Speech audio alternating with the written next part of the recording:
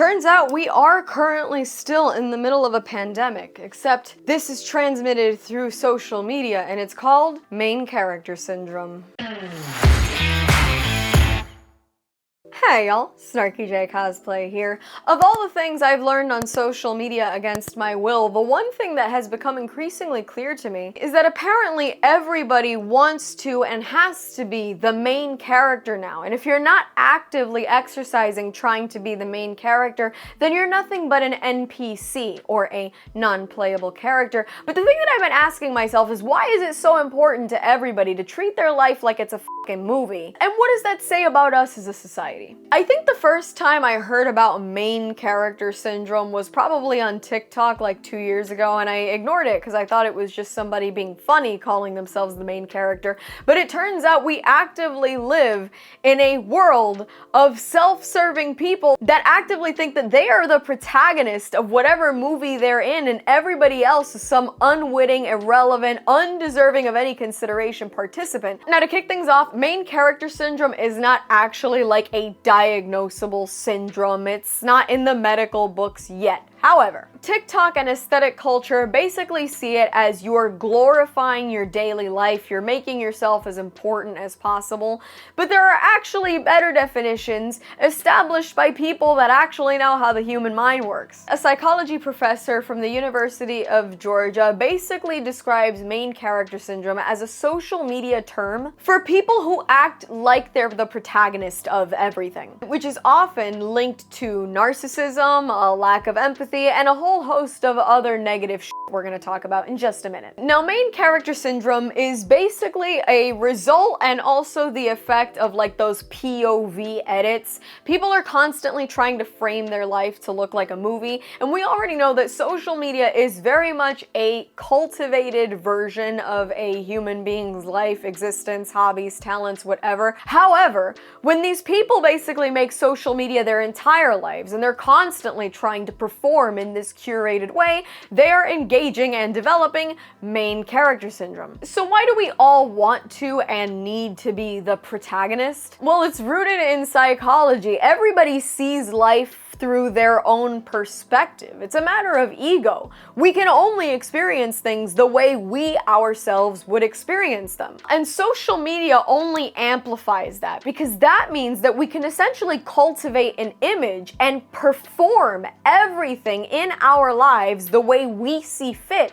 And not just for ourselves, we can do it for an audience of people that are either invested in us and our lives or just happen to come across us on their For You page or something. It's hard when you look at this to determine whether or not the people engaging in and suffering from main character syndrome are the most confident or most insecure people on the planet. But the fact of the matter is that main character syndrome in and of itself is not good. It has a lot of adverse, both psychological and philosophical effects. I read an essay on the subject written by Anna Gottlieb. She's an associate professor of philosophy at Brooklyn College, and she points out that romanticizing one's life as a narrative has a lot of negative effects in that it can literally distort the way we look at and relate to others. It can really damage our sense of empathy, and it also creates a really skewed perspective for how we look at ourselves and our lives. Think about it this way: if every single person is the main character of their story and everybody else is an NPC, then they're basically dehumanizing everybody around them as less relevant, less important, less than overall. They also run an inherent risk of narcissism because they have an obsession with aesthetic perfection. And these narcissistic traits, typically if performed in the home or around one's village as we would have a few hundred years ago,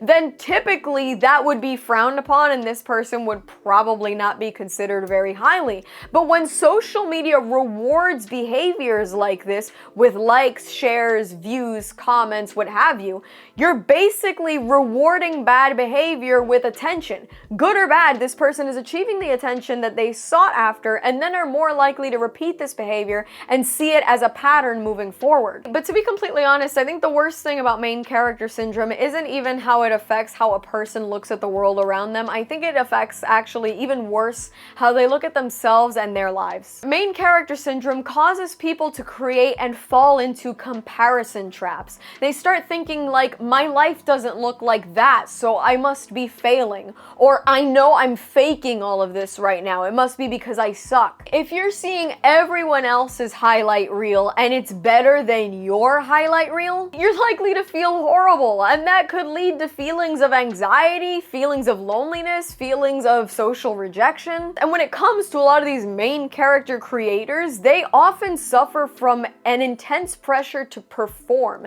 Because they feel they're the main character and everybody else is just a participant, they have to look a certain way, act a certain way, perform a certain way constantly, which is exhausting in a physical and mental sense and would definitely take a toll on somebody. And because main character syndrome is so prevalent right now, it is actively shaping media and fandom as a whole. The media now reflects this self-obsessed viewpoint. We often see, like I said earlier, the point of view videos on social media, self-insertion in a lot of fandoms. I did an entire video on writers doing self-inserts if you want to check that out. And we also get that chosen one fatigue. The chosen one is archetypal storytelling, but now anything and everything has a chosen one. Everybody's a chosen one, and when everybody's a chosen one, no one is. It starts to get exhausting because it feels like every creative outlet around us is so obsessed with the self, and it's hard to get really invested in things when the writer is only wanting to tell you about themselves.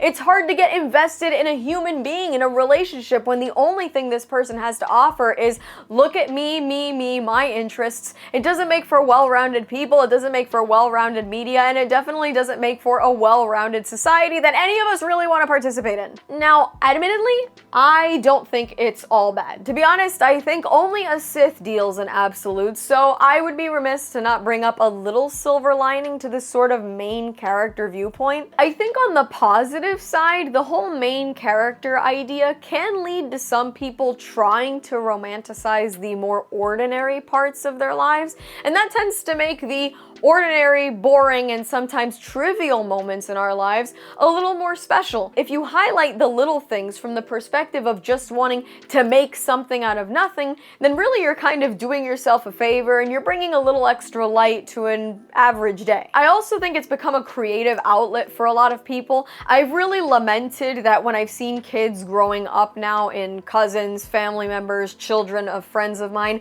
I realized that very few of them really engage in creativity the way I did. I grew up drawing, painting, making pets by gluing googly eyes on rocks. I would pick up coconuts and tape feathers to them, things I would find on my sidewalk walk home from school, and make characters and animals and figurines out of them. And I think that that led to a lot of the creative habits and hobbies that I still have to this day. I don't really see that in the youth now, and I always thought that that was such a loss. I can't believe I just said the word the youth. Holy f***. Anyway, I lamented it as a blatant lack of creativity these days, but realistically, a lot of the people engaging in this sort of main character habit and behavior, they actually are being creative in developing aesthetics and editing and creating things to suit those aesthetics and moods. So realistically, they're being creative just in a way that isn't necessarily my way. This trend almost doesn't look that different than like journaling or scrapbooking. It does tend to be a little more obnoxious, but realistically, I think as with all things, there is black, white, and a gray area, and I think that definitely there are good things to be found in the gray area of main character syndrome. Wanting to be the main character, the center of attention, the chosen one, that's basically an inherently human trait. It's really only a problem because it's gotten to so many people being obsessed with trying to be the main character that it's actually gotten pretty messy, and because it's so publicized on social media and people with increasingly obnoxious behaviors are rewarded with attention, it starts to get a little much for the small blue marble we live on. And I think we all will have moments or days or even spans of weeks and months where we are the main character. Maybe it's your birthday. Maybe it's that hour you get a promotion from your boss. Maybe it's the day you get married. Maybe it's the day you get too drunk at an airport and end up on body cam footage on YouTube for thousands of people to comment comment on. But I think the real plot twist here is that you don't always have to be the main character. Sometimes you're just gonna be an extra, and you know what? That's okay. And that's all from me. I've been SnarkyJay. Thank you so much for watching. Please don't forget to like and subscribe. For more SnarkyJay, be sure to check me out on Instagram. And if you'd like to support me, this channel, and my content creation, do check out and consider subscribing to my Patreon for exclusive photo shoot sets and cosplay content. I'll add links to all of those in the description below. And let me know the worst example of main character syndrome you've ever seen in the comments below.